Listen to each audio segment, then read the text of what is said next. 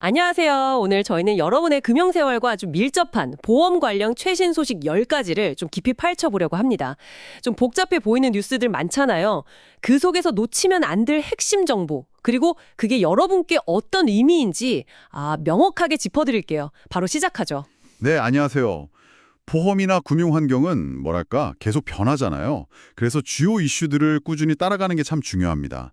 오늘 저희가 이렇게 분석해드리는 내용들이 여러분이 정보를 딱 이해하고 또 활용하시는 데 도움이 됐으면 좋겠습니다. 단순히 뉴스 요약만 하는 게 아니고요.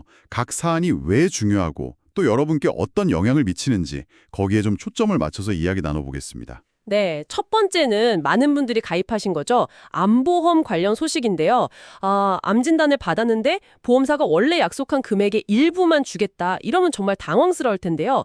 최근에 대장전막내암 진단 받으신 분이 일반암 보험금으로 2,800만 원을 청구했는데 보험사가 제자리암, 그러니까 유사암이다. 이러면서 지급을 거절한 일이 있었어요. 네, 맞습니다. 이게 참 이런 분쟁의 핵심은요. 그 보험 약관상의 암 분류 기준 있잖아요. 일반암, 유사암, 소외감 이런 거요. 그거랑 실제 환자가 받은 의학적 진단명 사이에 좀 해석 차이가 생기는 거죠. 방금 말씀하신 그 사례 같은 경우 한국소비자원 분쟁조정위원회에서는 조직검사 결과나 법원 판례 같은 걸 다 종합해서 보니까 일반암으로 보는 게 타당하다 이렇게 판단했어요. 그래서 보험사한테 합의하라고 권고를 했죠. 그럼 해결된 거 아닌가요? 공고했으면. 근데 이게 좀 아쉬운 게 조정의 권고는 강제성이 없다는 한계가 있어요. 여기서 저희가 좀 얻어야 할 교훈은 보험사가 쓰는 유사암이나 제자리암 같은 용어 있잖아요. 이게 의학적인 분류랑 항상 똑같지는 않을 수 있다는 점이에요. 따라서 암보험 가입하시기 전에는 약관에 나와 있는 암의 정의, 특히 그 보장금액 차이가 크게 나는 유사암이나 소외감, 범위가 어떻게 딱 정해져 있는지 반드시 내 눈으로 확인하고 이해하는 과정이 정말 필수적입니다. 그냥 확인만 하는 게 아니고요. 어떤 경우에 일반암이고 또 어떤 때 유사암으로 분류되는지 그 구체적인 기준을 파악하는 게 중요해요. 그렇군요. 그러니까 약관 용어랑 실제 진단명 해석이 다를 수 있다는 걸 미리 알아두는 게 중요하겠네요. 네, 다음 소식으로 넘어가 보죠.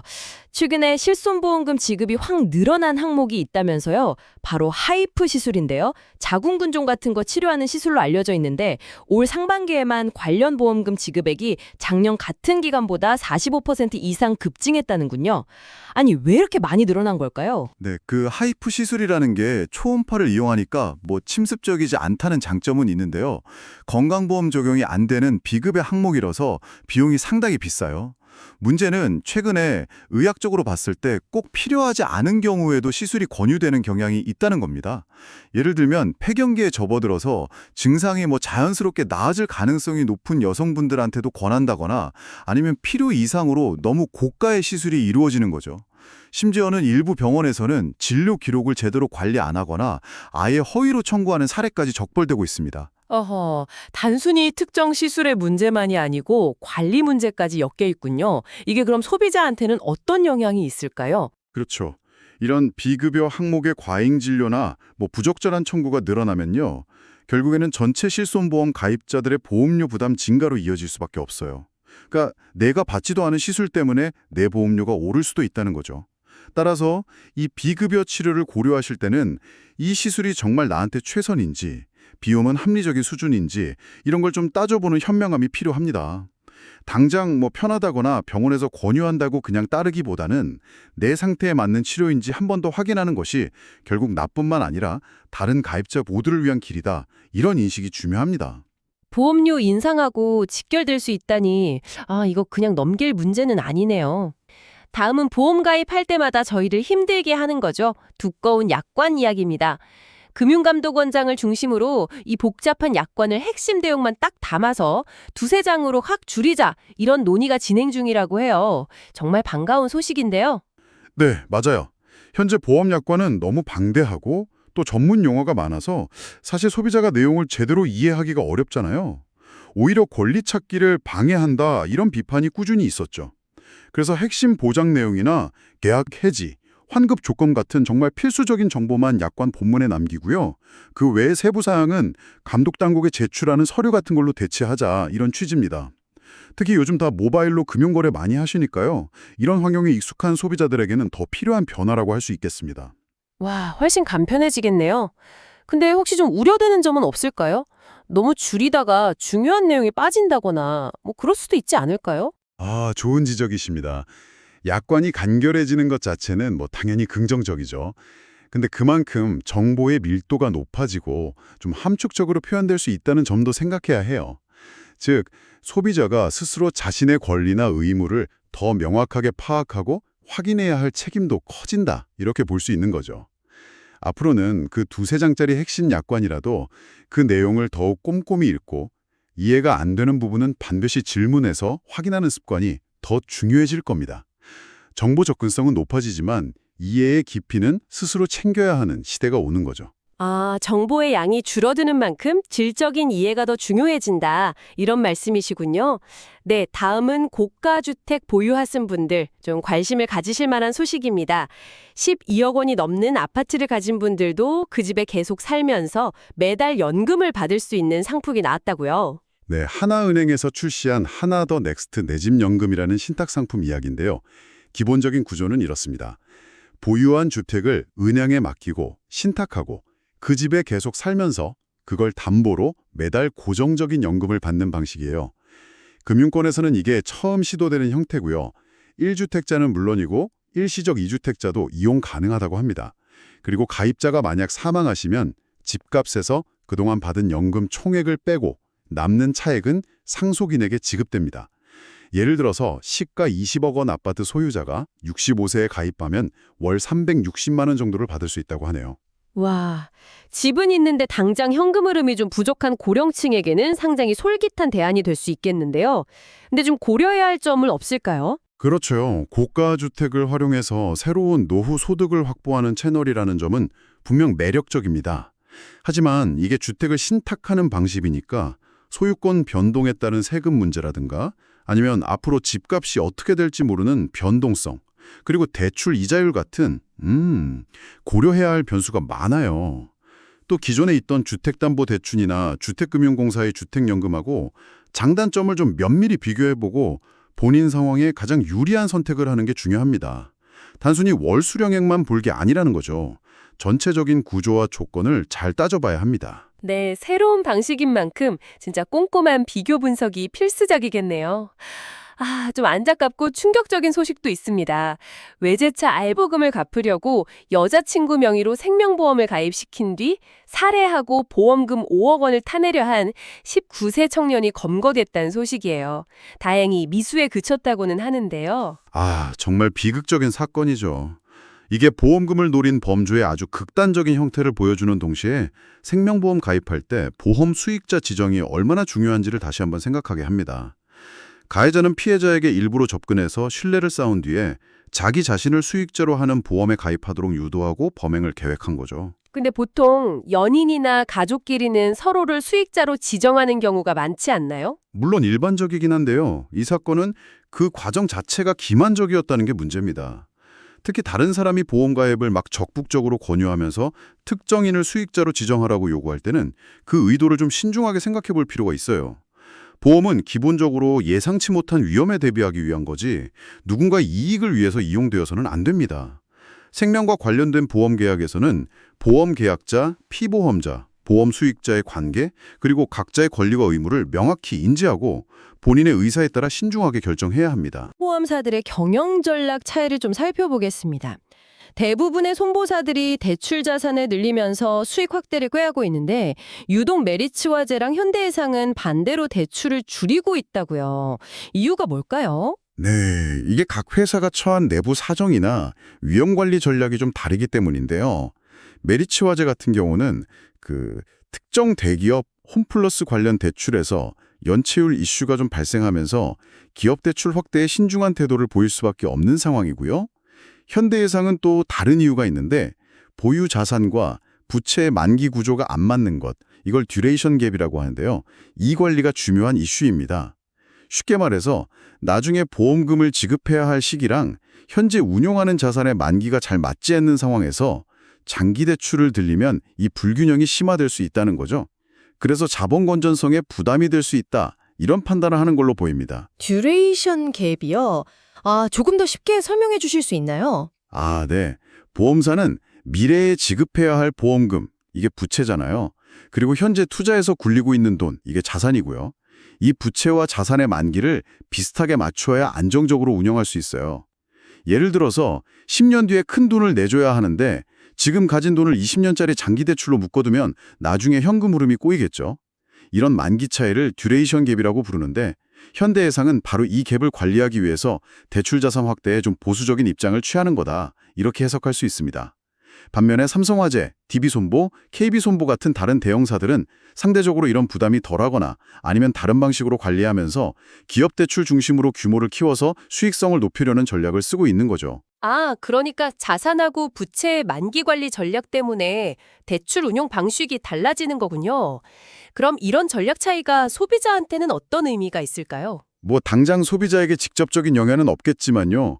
보험사가 자산을 얼마나 안정적으로 운용하고 위험을 관리하는지는 그 회사의 장기적인 지급 능력이나 재무 건전성에 직결되는 문제거든요. 어떤 회사가 더 안정적인지 아니면 좀 더 공격적으로 수익을 추구하는지 등을 이런 전략 차이를 통해서 간접적으로 엿볼 수 있습니다. 보험사 선택하실 때 참고할 만한 지표 중 하나가 될 수 있겠죠? 그렇군요. 장기적인 안정성을 좀 가늠해 볼 수 있는 부분이네요. 다음은 금융권의 자본 확충 움직임에 대한 소식입니다. 신한금융, 한국투자금융에 이어서 메리츠금융제주까지 신중자본증권이라는 것을 최근 발행했거나 준비 중이라고 합니다. 이름이 좀 생소한데요. 네, 신종자본증권. 이름 그대로 새로운 형태의 자본으로 인정받는 채권입니다. 만기가 없거나 아주 길어서요. 보통 30년 이상 또는 영구적이거든요. 그래서 회계상 부채가 아니라 자본으로 분류되는 특징이 있습니다. 이걸 발행하는 회사 입장에서는 돈을 빌리는 거지만 재무제표상 부채 비율은 높이지 않으면서 자기자본 비율 같은 건전성 지표를 개선할 수 있다는 장점이 있죠. 그래서 영구채라고도 불립니다. 돈을 빌리는데 부채가 아니라 자본으로 인정받는다니 흥미롭네요. 왜 지금 금융사들이 이걸 발행하는 걸까요? 주로 그 새로운 회계 기준, IFRS 17 도입이나 금융당국의 건전성 규제 강화, 예를 들면 KCS 같은 거요. 이런 거에 맞춰서 자본 비율을 일정 수준 이상으로 유지해야 할 필요성이 커졌기 때문입니다. 또 이렇게 확보한 자금으로 기존에 있던 빚을 갚거나 아니면 자회사에 출자하는 등 성장 동력 확보에 사용하기도 하고요. 결국 금융회사들이 외부 환경 변화에 대비해서 재무적인 완충력, 그러니까 쿠션을 쌓으려는 노력의 일환으로 볼 수 있습니다. 소비자가 직접 투자할 일은 많진 않겠지만 이런 움직임은 해당 금융회사가 얼마나 선제적으로 리스크 관리를 하고 있는지를 보여주는 신호로 해석할 수 있습니다. 아, 금융사들의 체력 다지기 노력이다 이렇게 이해하면 되겠군요.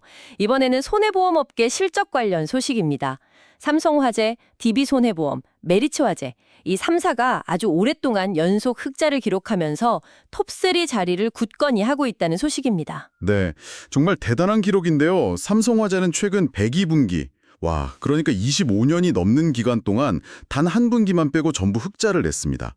DB손보는 76분기, 메리츠화재는 65분기 연속 흑자 행진을 이어오고 있고요. 올해 2분기 실적도 괜찮았습니다.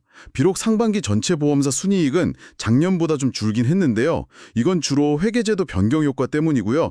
보험료 수입 같은 본업 관련 지표는 오히려 개선되는 모습을 보였습니다. 와, 이렇게 꾸준히 흑자를 내는 비결은 뭘까요? 글쎄요, 여러 요인이 있겠지만 결국은 안정적인 위험관리 능력, 또 효율적인 사업비 통제, 그리고 시장 변화에 발빠르게 대응하는 거, 이런 것들이 복합적으로 작용한 결과라고 볼 수 있겠죠. 물론 최근 몇 년간 자동차 보험 손해율이 개선되거나 장기보험 판매가 잘 된 것 같은 우호적인 시장 환경도 도움이 됐을 거고요. 이런 꾸준한 흑자 기록은 해당 보험사들의 경영 안정성을 보여주는 긍정적인 지표임은 분명합니다. 다만 개별 회사의 실적과는 별개로 전체 보험 시장의 경쟁 구도가 어떻게 변하는지 아니면 새로운 규제가 도입되는지 같은 좀 거시적인 흐름 속에서 이들의 지속 가능성을 함께 평가하는 시각도 필요합니다. 안정적인 실적 이면의 요인하고 거시적 환경까지 고려해야 한다 이런 말씀이시군요. 다음은 기업 이미지와 관련된 소식인데요.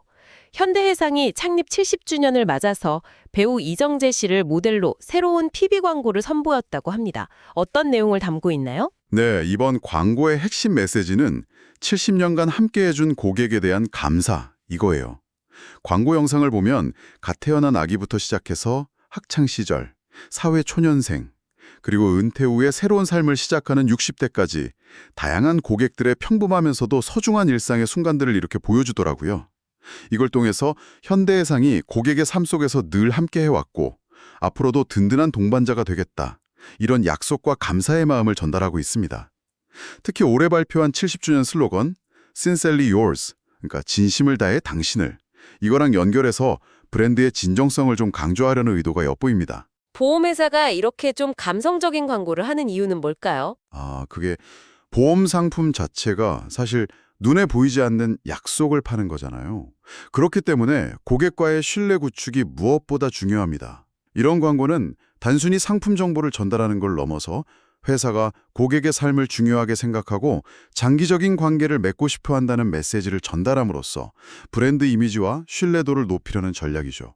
특히 창립기념일 같은 특별한 시점에는 기업의 역사와 가치를 강조하면서 고객과의 유대감을 강화하려는 노력을 많이 합니다. 네, 신뢰가 핵심 자산인 보험업의 특성이 반영된 마케팅이군요. 자, 이제 마지막 소식입니다. 아시아나항공 인수에 8천억 원이나 되는 공적 자금을 투입했던 산업은행이 정작 인수 주체인 대한항공의 이코노미 좌석 축소 문제에는 좀 소극적인 태도를 보이고 있다. 이런 비판이 제기되고 있습니다. 네, 대한항공이 최근에 일부 항공기 좌석 배치를 변경하면서 일반석, 이코노미 좌석 간 간격을 줄이는 대신에 수익성이 높은 프리미엄 좌석을 늘리는 계획을 발표했죠. 이 때문에 소비자들 사이에서는 장거리 비행할 때 불편이 더 커질 거다, 이런 우려가 나왔습니다. 산업은행은 대한항공의 모회사인 한진칼의 자금을 지원하면서 맺은 투자 합의서가 있어요.